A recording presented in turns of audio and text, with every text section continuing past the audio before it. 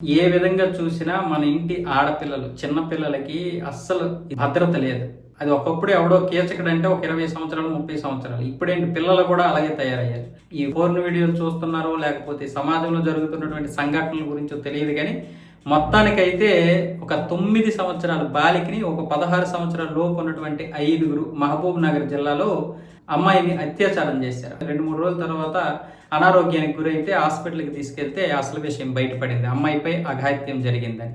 దాంతో అమ్మాయి విషయాలు చెప్పి 5గురి పేర్లు చెప్పింది. 5గురిని అదుపులోకి తీసుకుంటే వాళ్ళేమొచ్చేసి వాళ్ళకేం బాధ లేనట్టున్నారు. అసలు చండాలమైనటువంటి పరిస్థితుల్లో ఉన్నాం మనం.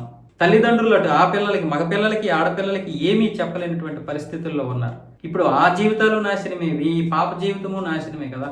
కాబట్టి మనం పిల్లలకి ఇలాంటి అవగాహన చేయాలి. అవగాహన చేయకపోతే పైగా ముఖ్యంగా పిల్లలతో మనం ఏదైనా యాక్టివిటీస్ చేయిస్తుండాలి. స్కూల్లోనే కాకుండా పిల్లలు, మన మగపిల్లలైనా సరే ఏం చేస్తున్నారు, ఎక్కడికి వెళ్తున్నారు, ఎలా ఉంటున్నారు, వాళ్ళ మనస్తత్వం ఏంటి, ఇవన్నీ కూడా మనము చూడాలి. ఇప్పుడు 10 సంవత్సరాలు 12 సంవత్సరాలు వచ్చేసరికి ఫోన్లు ఇచ్చేస్తాం వాళ్ళ చేతికి.